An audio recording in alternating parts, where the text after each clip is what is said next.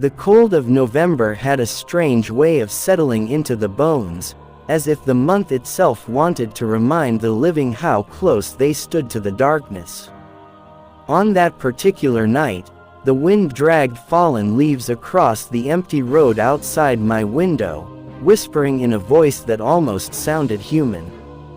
I sat alone in my dimly lit study, a single lamp flickering above a stack of handwritten letters and voice recordings, each from someone who claimed to have survived something they could never fully explain. The deeper the night went, the heavier the silence grew, pressing against the walls like something alive.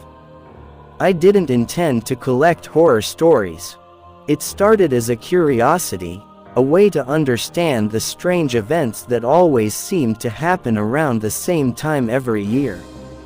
People called it superstition, coincidence, or seasonal madness.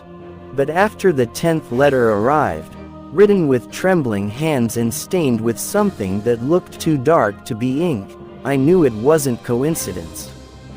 Something about November changed the world. Something old, patient, and very real. The first time I felt it myself was 2 years ago, on a night much like this one. I remember waking to the sound of footsteps outside my door, soft, dragging, as if someone were walking barefoot across wet leaves. When I opened the door, the hallway was empty, the air cold enough to choke on. Only a small circle of leaves remained on the floor, perfectly arranged, untouched by the breeze that slipped through the cracked window. I swept them away, but the symbol stayed burned into my thoughts. Others had seen it too. Every letter in front of me mentioned that same circle made of fallen leaves. On car windshields, in attic dust, inside cornfields, even pressed against frosted windows. Some described finding it moments before something terrible happened. Others never said what they saw afterward. Their stories ended abruptly, unfinished, as if the writer had been interrupted mid-sentence. I kept reading them anyway, even though each page made my stomach twist tighter. Outside, the night deepened, and the temperature dropped enough for the glass on my window to fog. I felt an instinctive shiver crawl along my spine. November always felt lonelier than the other months, but tonight carried a sharper edge, like the darkness was watching and waiting. The lamp above me buzzed faintly, then dimmed before stabilizing. I rubbed my eyes, telling myself it was just the cold affecting the wires. But then came the sound. 3 slow, deliberate knocks on my front door. Not urgent, not polite. Just patient. The kind of knocking that felt like it already knew I would come. I froze in my chair, my heartbeat pounding against my ribs hard enough to echo in my ears. I wasn't expecting anyone. No one should have been awake, let alone visiting at this hour. And yet the knocks continued, the same steady rhythm tapping against my nerves. I forced myself to stand, the wooden floor creaking under my weight as I moved toward the hallway. Something in the air felt wrong. Heavy, as if every step I took made the shadows lean closer. When I reached the door, I hesitated with my hand on the lock, noticing the faint rustling sound from outside, like leaves swirling in a tight pattern. The same pattern I had seen in those letters. A cold sweat slid down my back. Before I could turn the handle, the knocking stopped. Silence crashed into the house so suddenly it felt deafening. I pressed my ear against the door, listening for breathing, footsteps, anything. But the only sound was the wind slipping through the cracks, carrying with it a faint scent of damp earth and decayed leaves. I stepped back slowly, realizing with a chill that settled deep in my chest, whatever stood on the other side of that door wasn't looking for entry. It simply wanted me to know that it had arrived. The November air clung to me long after the knocking faded, refusing to loosen its grip. I returned to my study, unsure whether I had imagined the sound or if something truly stood on the other side of the door. The letters on my desk seemed to stare back at me, as though urging me to continue reading. One envelope sat at the very top, unopened until now. My hands shook as I tore it open, revealing a story written in frantic, uneven handwriting. It came from a teenage volunteer at a fall festival, someone who claimed they were never supposed to make it out of the corn maze alive. It began innocently enough. He had been the last worker on duty, tasked with walking through the maze before closing. The night was colder than usual, he wrote, with the wind threading through the dry stalks like skeletal fingers. He noticed the moon seemed brighter inside the maze, casting shifting shadows between the rows. He had been in that maze every day for 3 weeks, but that night, the paths looked different, longer, narrower, wrong. Still, he shrugged it off and continued his routine check. Halfway through, he heard it. A soft, playful laugh echoing from somewhere deep inside the maze. At first he thought it was a leftover visitor, a child who got separated from their family. He called out, his voice cracking slightly, but the laughter only repeated, a little closer now. He described it as a laugh that didn't sound quite right, too hollow, too thin, like someone imitating a child rather than being one. He followed the sound anyway, forcing himself to believe it was nothing more than a lost kid. That was when he found the footprints. Small, barefoot, pressed clearly into the dirt between the stalks. He knelt down to inspect them and realized something odd. The prints didn't go forward or backward. They looped around themselves, forming a tight circle in the dust, as if someone had turned in place again and again. A sudden gust of wind tore through the maze, and the boy said he felt the temperature plummet, colder than winter despite the clear night sky. The laughter returned, right behind him this time. He ran. He didn't care where the exit was anymore. Panic guided his feet. But every turn brought him back to the same place, the same tight circle of footprints. The maze wasn't acting like a maze anymore. It was shrinking, twisting, funneling him deeper. He wrote that the corn seemed to close in on him, the stalks bending closer, brushing his shoulders like hands trying to grab hold. He screamed for help, but the wind swallowed the sound whole. Above him, even the moon seemed to dim. Just when he thought he was trapped for good, the path suddenly widened, revealing a straight line to the exit. He sprinted until his lungs burned, refusing to look anywhere except forward. When he burst out into the open field, he collapsed near the staff tent, shaking violently. Security rushed to him, insisting he had been gone only 10 minutes, though he swore it felt like hours. They walked him to the control room to show him the surveillance footage, hoping it would calm him down. It did the opposite. The footage showed him running through the maze, stumbling, panicking, exactly as he described. But something else was there with him. A figure the size of a young boy, pale and thin, followed behind him at every turn, always just a few inches away. Its head tilted unnaturally to one side, its eyes reflecting the moonlight like two shards of glass. It never touched him. It never ran. It simply watched him struggle, step after terrified step. The letter ended with one chilling sentence: "It followed me out of the maze."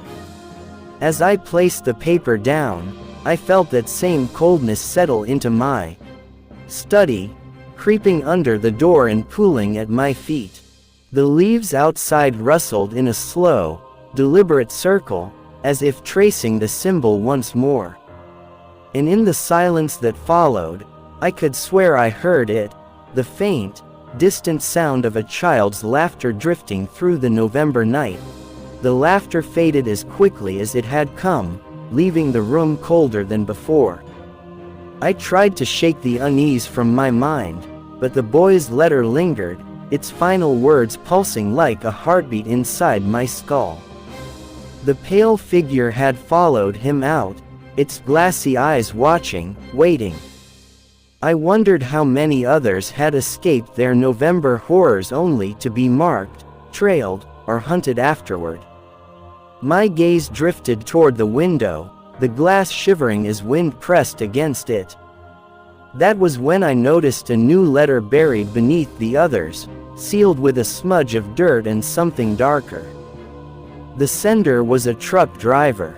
His story had arrived 3 weeks ago, but I hadn't dared to read it until now. He described a lonely stretch of highway deep in the rural backroads, the kind where fog clings to the asphalt like a living thing. It was past midnight, and he was hauling supplies to a distant town. The forest flanking both sides of the road was thick and silent, the kind of silence that makes the world feel hollow. He said the fog began rolling in without warning, swallowing his headlights until visibility shrank to a few meters. He slowed the truck, gripping the steering wheel tighter, trying to ignore the growing sense that something was moving within the mist. That was when he saw her, a woman standing at the edge of the forest. Her dress was torn, stained, and her long hair hung soaked against her back. He thought at first she was hurt, or lost. He pulled the truck to a stop, rolling down his window to ask if she needed help. But before he could speak, she lifted her head, revealing a face pale as frost, and whispered only 3 words, "Don't look behind you." Her voice trembled, yet carried a desperation that pierced straight through him.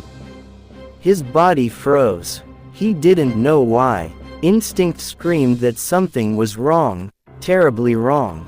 He stayed seated, gripping the wheel so tightly his knuckles went white. A cold breath tickled the back of his neck, slow, heavy, unmistakably human. He didn't dare turn around. He didn't dare move. The woman's eyes widened, brimming not with fear, but pity. She slowly backed away into the forest, vanishing between the trees as if she had never been there at all. When the breath on his neck grew warmer, closer, he slammed his foot onto the gas pedal. The truck lurched forward, tires skidding against the wet road. The breath turned into a low growl that seemed to echo inside the cabin, but he kept his eyes locked on the road ahead, refusing to glance even an inch toward the rearview mirror. The fog began to thin as the truck gained speed, the forest retreating into darkness behind him. He didn't stop until he reached a gas station miles away, stumbling out of the cab with his legs trembling. The clerk inside stared at him strangely, asking if he was okay. When he explained what happened, the clerk insisted on checking the security footage to see if anyone had been behind him in the truck. They rewound the cameras and played the moment he pulled in. What they saw made the clerk pale. A shape crouched behind the driver's seat, tall, crooked, its spine twisted into an unnatural arch. Its head was directly above his shoulder, its grin stretched impossibly wide, teeth long and dark like wet stones. The video froze on its reflection in the window, the eyes shining with a terrible hunger. But what terrified them most was this: the thing didn't get out of the truck. It simply wasn't there anymore when the doors opened. The final lines of the truck driver's letter were nearly illegible, as though written by a trembling hand. He claimed he kept seeing the woman in white at the edges of forests, watching him as he drove. She would only whisper the same warning each time, "Don't look behind you." As I lowered the letter, a gust of wind slammed against my house, rattling the window so violently it nearly cracked. I exhaled slowly, realizing I hadn't breathed properly in minutes. Whatever haunted him, whatever lurked behind him, the cold November night outside my door suddenly felt much closer than before. The wind continued to batter the window, each strike echoing through the house like a warning. The truck driver's story still clung to me, its final image, those jagged teeth reflected in the glass, burned into my vision. I tried to steady my breathing, but something about tonight made every sound feel amplified, every shadow a little too deep. My eyes drifted toward the stack of remaining letters. There were still more stories. More survivors. Or at least, people who survived long enough to write. One envelope was different from the others, cream-colored, stiff, with the faint scent of dust. The postmark dated it exactly 1 year ago, almost to the day. I opened it with a sense of dread tightening my chest. The writer was a college student, lonely, overworked, living in a small studio apartment near campus. She described November as a month she had always dreaded, though she could never explain why. Every year, on the same night, November 12th, she received a phone call from an unknown number. At first, she ignored them, but eventually, curiosity overcame fear, and she answered. What she heard wasn't a voice, but breathing, slow, deliberate, too close to the receiver. She hung up immediately, telling herself it was a prank. But the calls continued, each one identical, always at 2:13 a.m., always with that same suffocating breath. After several nights, she reported the number to campus security. They traced it, and what they discovered made her blood run cold. The calls didn't come from a stranger, or a nearby payphone, they came from her childhood home. The house had been abandoned for years, ever since her family moved out after the incident they refused to talk about. She begged security to run the trace again, hoping it was a mistake. It wasn't. Every November, the same number. The same house. The same breath. The student described how she tried to ignore the calls that year. She unplugged her phone. She turned it off. She even left it in a drawer. But on November 12th, at exactly 2:13 a.m., her phone rang anyway, screen dark, battery dead, yet vibrating violently on the table.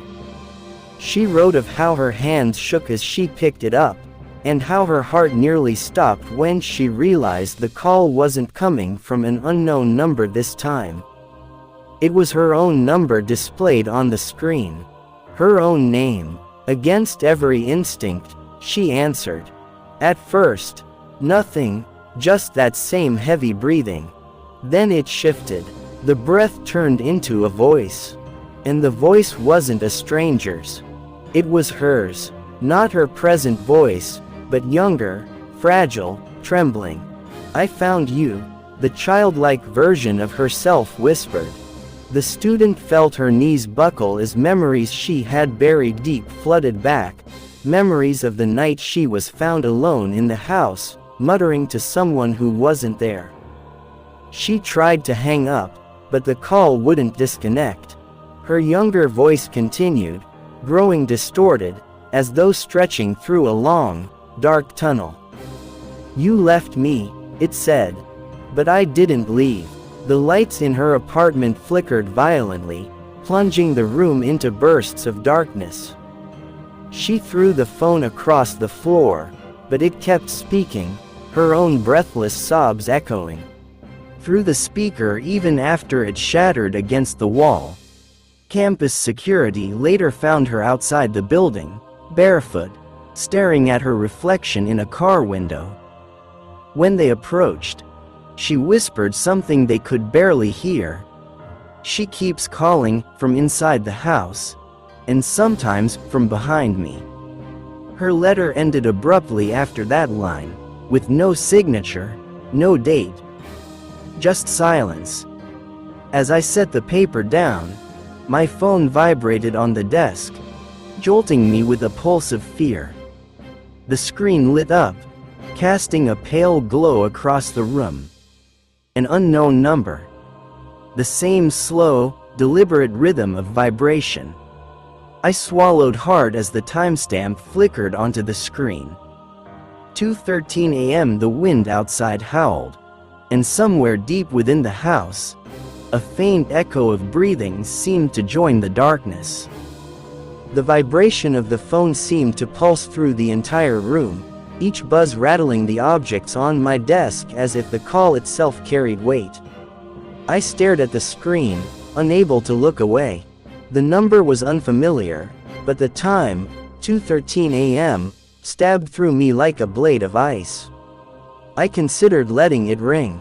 I considered throwing the phone across the room like the student had.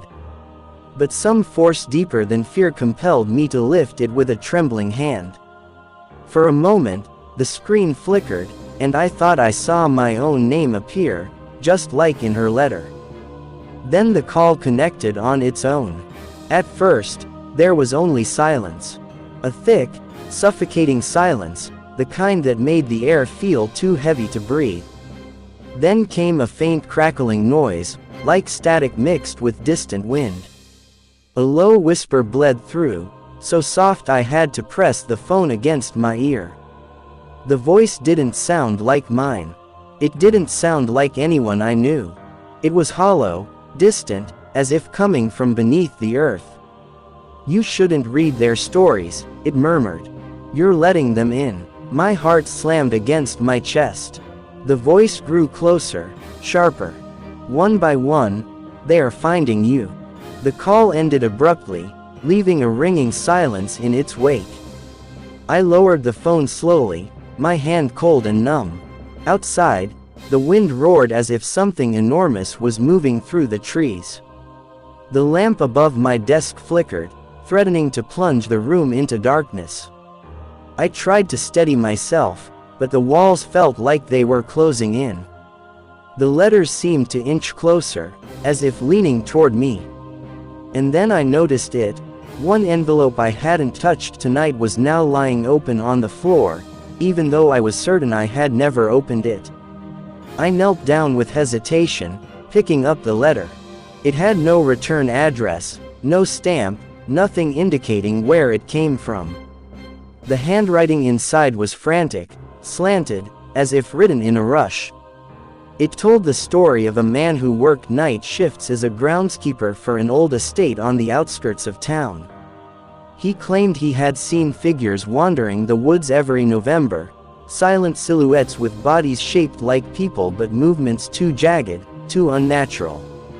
He thought they were trespassers at first, until he noticed they cast no shadow. One night, as he made his rounds, he heard footsteps following him. Slow, deliberate, matching every pace he took. He turned, but no one was there. The footsteps continued. He described how the trees seemed to twist unnaturally, bending toward him, branches creaking like whispering voices. When he shone his flashlight into the woods, dozens of pale faces stared back, faces without eyes, without mouths, just smooth skin stretched tight over skulls.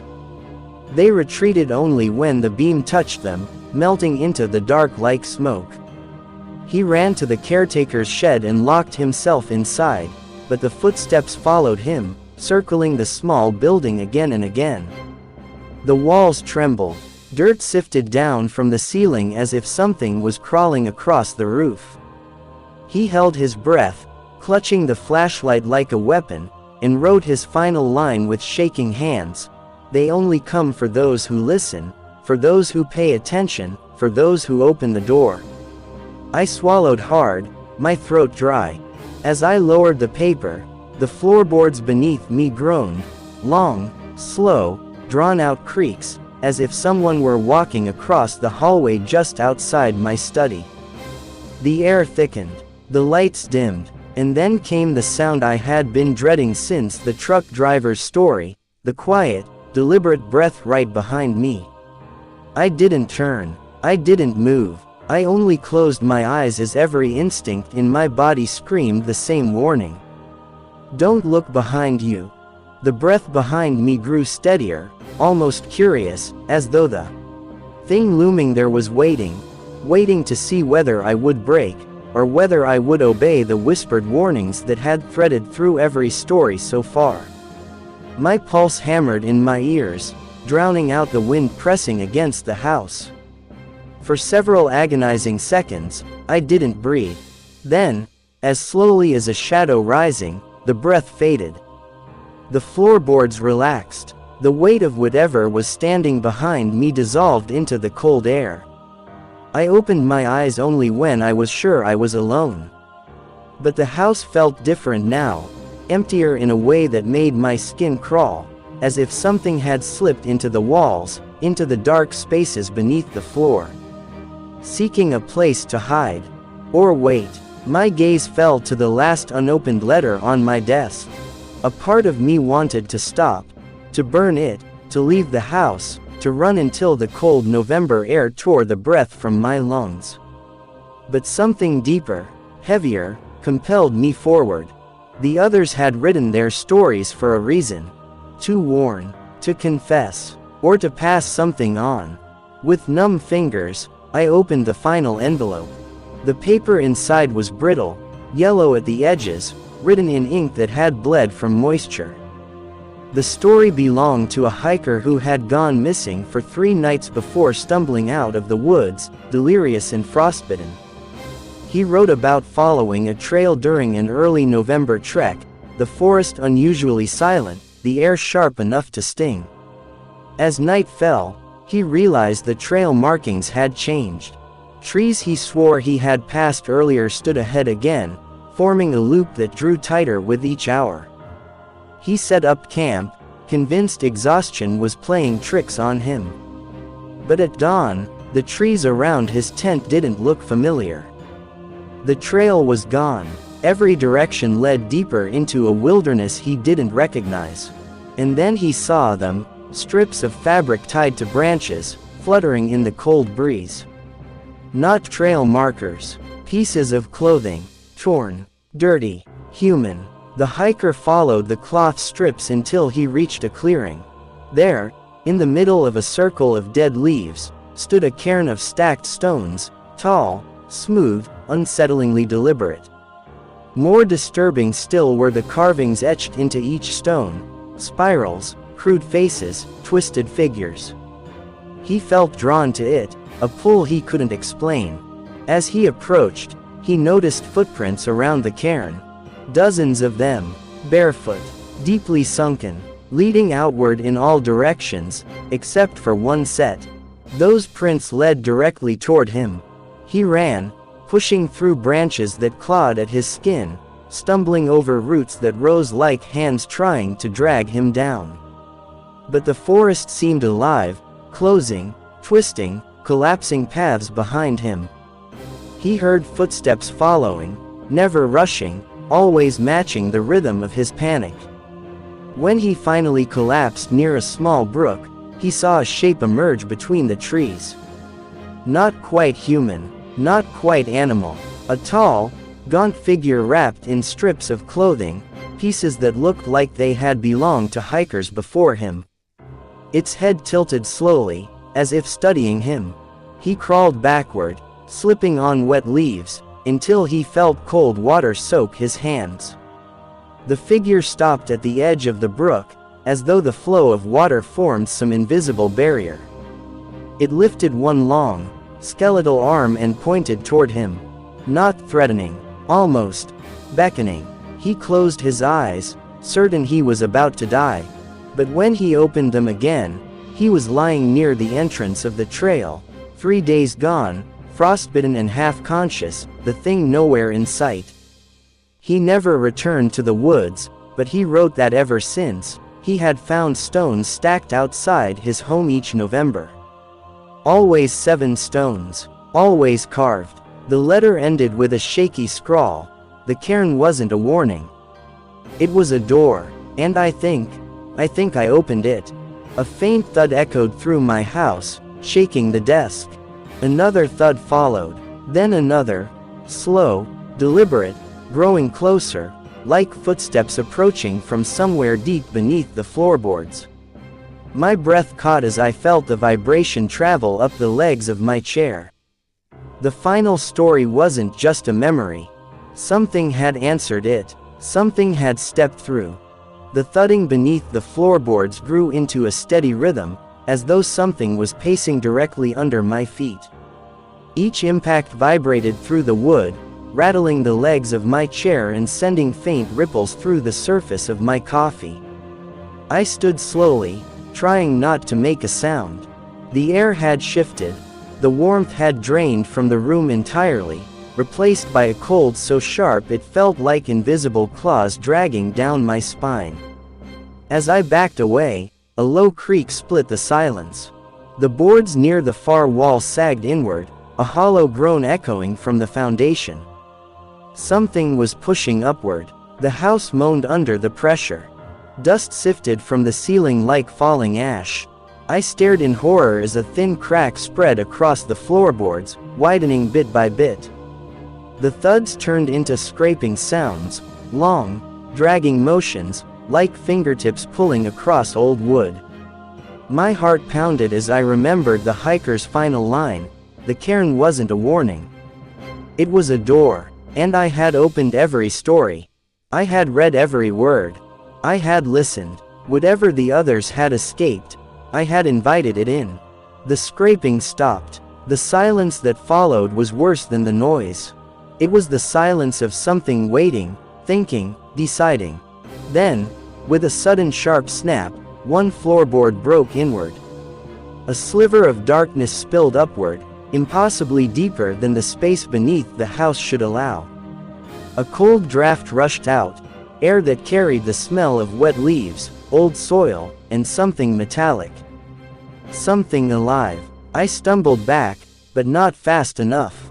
From the gap, a pale hand slid upward, fingers long and jointed strangely, bending in slow, deliberate motions as if tasting the air. The hand pressed against the floor, pulling the rest of the arm through with a sickening twist of bone. The skin was stretched thin, almost translucent, veins pulsing like black worms beneath the surface. Another hand followed, gripping the broken edges of the floor. I could hear labored breathing rising from below, deep and rasping, as though lungs unused to air struggled to inflate. The creature pulled itself higher, its shoulders emerging, a narrow, contorted frame wrapped in scraps of old fabric that fluttered with each movement. I stumbled toward the desk, searching desperately for something, anything, I could use to defend myself. My hands brushed the scattered letters, pages shivering in the cold draft. Then I heard it, a voice drifting up from the darkness below. Soft, familiar, wrong. You shouldn't have read them, it whispered.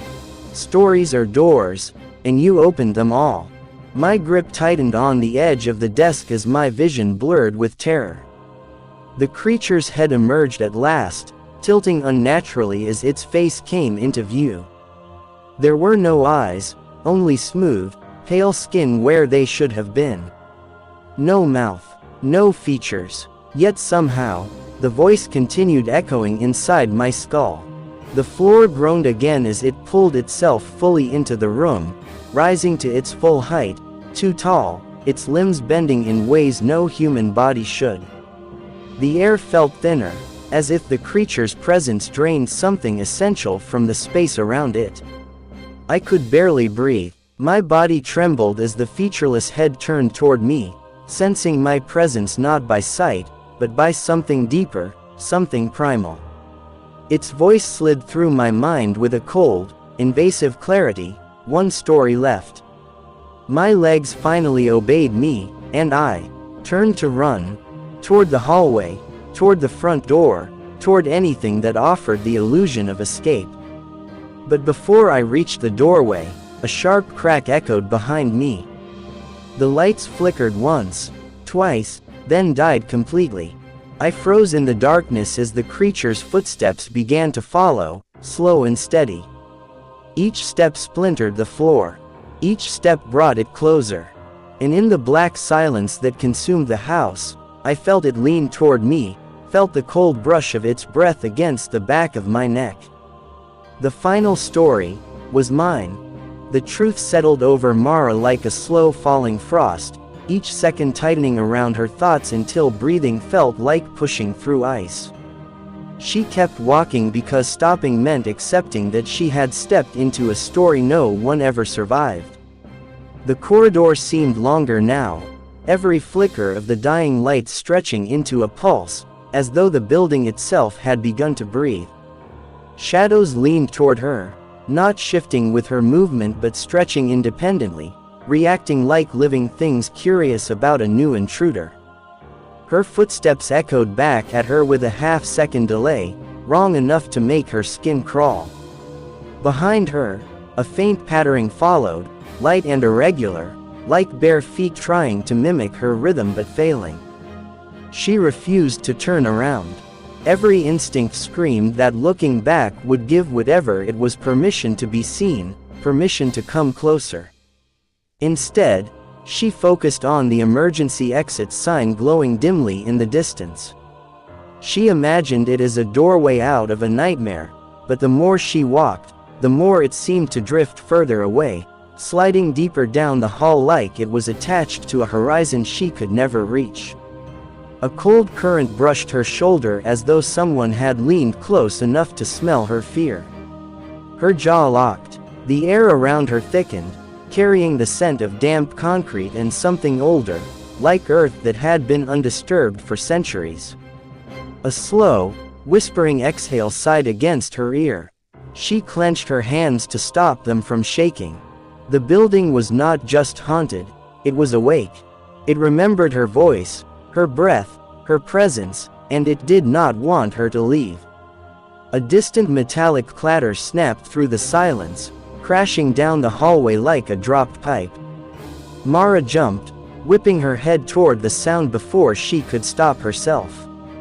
Darkness swallowed the far end of the corridor, but something shifted in that blackness, something too tall, too narrow, bending in a way no human spine should. Its outline shivered, as though made of smoke trying desperately to hold a shape. Two pale, reflective eyes blinked open inside the silhouette, fixed on her with a hungry patience. Her pulse hammered violently, pushing her into motion before logic could catch up. She bolted down the hall, the thin soles of her shoes slapping against the cold floor. The emergency sign flickered again, suddenly closer than before, but the hallway behind her erupted with a skittering rush. The thing moved without footsteps, gliding like a shadow dragged by a force she couldn't see. Its whisper followed her, ragged, eager, forming syllables that sounded almost like her name. The stairwell door slammed open when she crashed into it, sending a howl of cold wind spiraling up the concrete shaft. She hurled herself downward, gripping the railing so hard her palms scraped raw against rusted metal. Each flight she descended, the darkness below seemed to rise, as though she were running directly into the creature's open throat.